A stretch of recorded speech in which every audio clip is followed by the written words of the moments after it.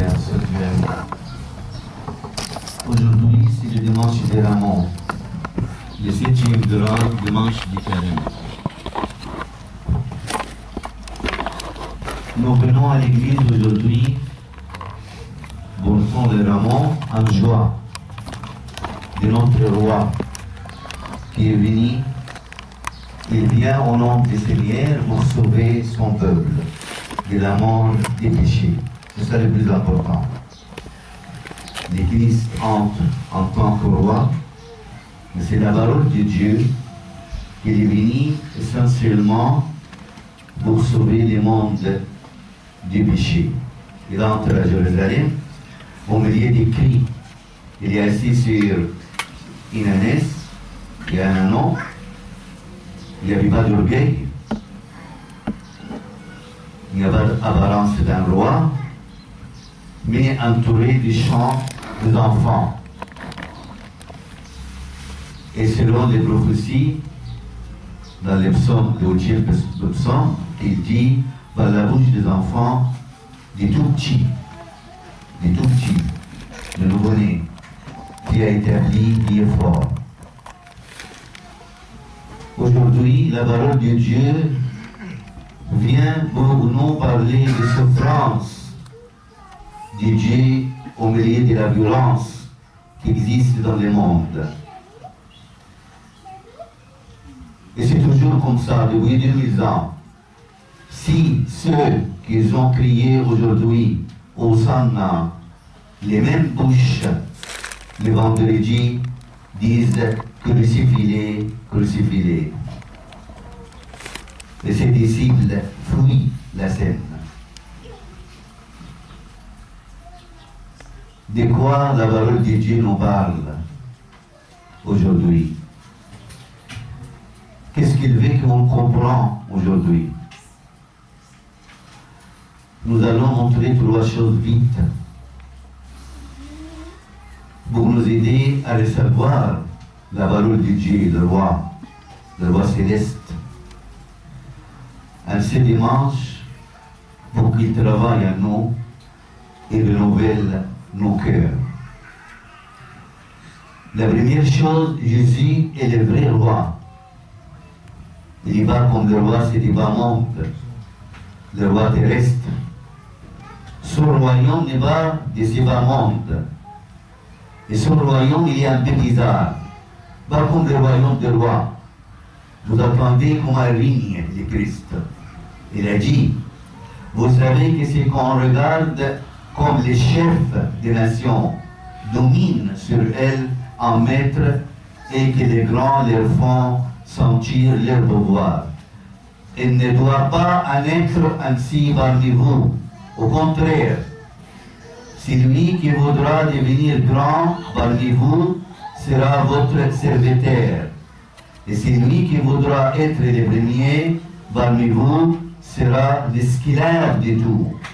Aussi bien, le Fils de l'homme lui-même ne va venir pour être servi, mais pour servir et donner sa vie en rançon pour une multitude. Voilà notre roi. Il est venu, ce n'est pas pour être servi, mais c'est lui qui sert les autres. Il a donné sa vie. Et pour ça, aujourd'hui, le Seigneur a choisi une ânesse et le petit ananon, et pour nous enseigner qui est digne d'être chef des nations. C'est lui qui donne à son peuple. C'est lui qui se compense lui-même. Et pour ça, toujours les pensées de Dieu sont différentes de nos pensées, nous les hommes.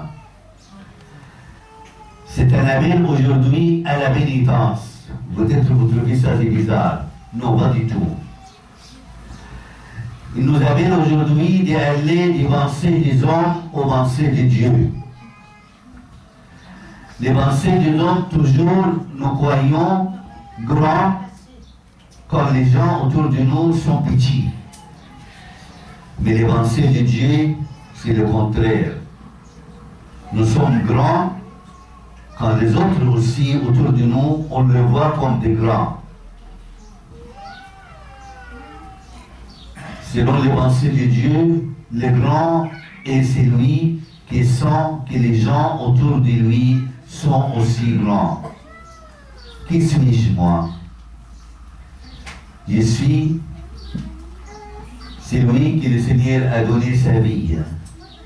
Qui est mon frère et qui est ma sœur? C'est lui aussi et c'est elle que le Seigneur a donné sa vie et sa vie. Nous sommes aujourd'hui appelés à cette pénitence. Aimer mon frère, aimer ma sœur, rendre mon frère grand, rendre ma sœur grande, comme le Christ a fait avec son peuple. Je laisse à côté la chose qui est à moi, la domination sur les autres. Et je vois toujours celui qui a aimé le monde pour vous donner sa vie sur la croix. La parole de Dieu m'invite à la pénitence, m'invite à offrir une pénitence autre. Ceux qui sont criés aujourd'hui au sang, les dimanches, c'est eux-mêmes qui sont criés vendredi prochain, crucifiez-les, crucifiez-les. Aujourd'hui, si vous entrez à l'église, dans la procession ce matin, j'ai donné la louange à la parole de Dieu. Et les paroles de Dieu m'examinent aujourd'hui. Il me met en garde. Et il dit, le Christ en tant que roi et refuge, il faut que se demander aujourd'hui, est-ce que j'aime le Christ en tant que roi et je le réunis, je le laisse à côté en tant que crucifié sur la croix? Est-ce que je l'aime en tant que maître et seigneur et je le réunis quand il se donne pour l'amour du monde? Est-ce que je l'aime quand je me profite de lui en tant que roi, en tant que Dieu tout-puissant, et je le laisse à côté quand je trouve qu'il va, il me donne qu'est-ce que je veux en tant que roi? C'est ça la deuxième pénitence aujourd'hui. Peut-être nous ressemblons un peu aux disciples et nous n'avons pas la force de marcher avec le Christ jusqu'à la fin. Malgré que nous disons souvent que nous marchons avec le Christ jusqu'à la fin.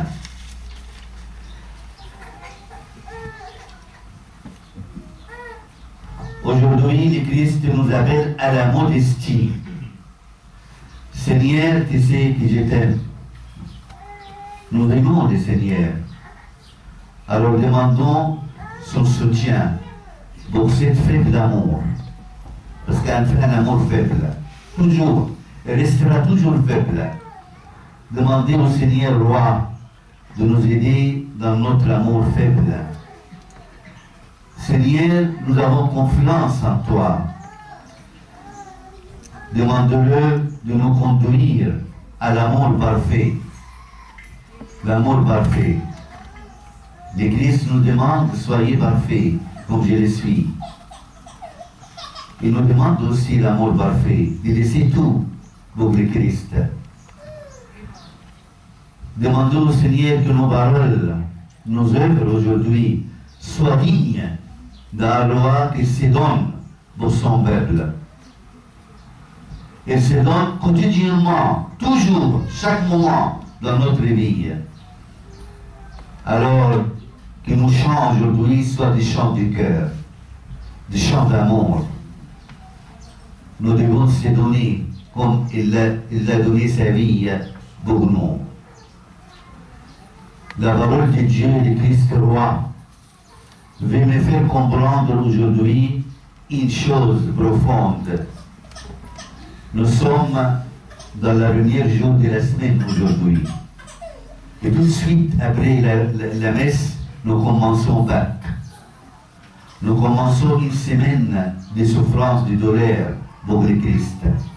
L'Église copte orthodoxe toute la semaine récite tous les jours, heure par heure, les souffrances et le douleur du Christ pendant la semaine sainte. Nous lisons tous les récits jusqu'à la mort et l'enterrement. Et aujourd'hui, c'est le premier jour où nous montrer le Christ, il est entré comme un roi, et après il y a la souffrance, et après il y a la joie de la résurrection, pour nous rappeler la première semaine de la création, comme c'est écrit dans l'Apocalypse. Voici, je fais l'univers nouveau. Le Christ veut un monde nouveau, pas un monde plein de violence, plein de haine, plein de crimes qu'on n'a jamais entendus. Aujourd'hui, le Christ entrait à Jérusalem comme un roi. Et tout de suite après, commencent ces souffrances, ces douleurs. Et après, la résurrection, pour nous dire, il y a une unité. C'est une semaine qu'on voit en réalité de la création. Le Seigneur fait face aux forces, aux violences de la mort, aux forces, aux violences de ce bas monde. Il a donné son corps et son sang. Ça, on verra jeudi saint. Et sur la croix, il a acheté l'Église. Il a acheté l'Église par son sang. Il a donné son âme. Et à elle de continuer. Et même ce jour-là, il a appelé le centurion qui était un païen.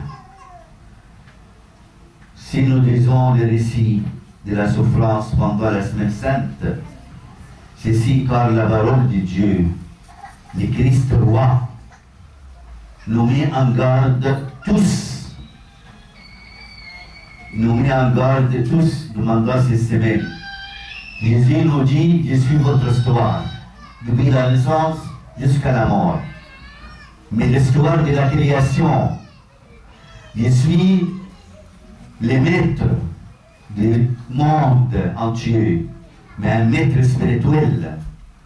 C'est lui qui prend nos péchés, c'est lui qui prend nos craintes, c'est lui qui conduit, peut-être dans le chemin étroit, pendant la semaine sainte, mais après ce chemin étroit, il y a la joie de la résurrection.